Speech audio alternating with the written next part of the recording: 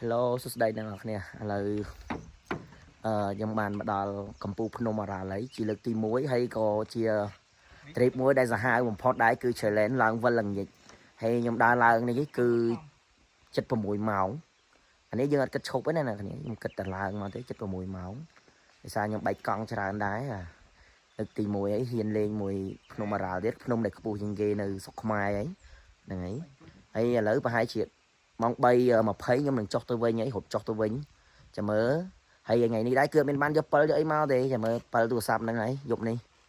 ទៅដល់ប្រហែលជាចុះរំទៅដល់ឡានវិញប្រហែលខ្ទង់ម៉ោង6 7ហ្នឹងអាហ្នឹងចាក់ស្ដែងណាស់គ្នាហើយអែមមែនតើអារម្មណ៍គឺទទួលបានអែមហើយបន្ទាប់ពីភ្នំនេះហើយគឺខ្ញុំអាចនឹងភ្នំសង្កោសហើយនឹងទំព័រពីហ្នឹងខ្ញុំនឹងចាប់ផ្ដើមបន្តទៀតតែចាំមើលសិនព្រោះឥឡូវនេះគឺយើងអៀកតិចហើយបាទ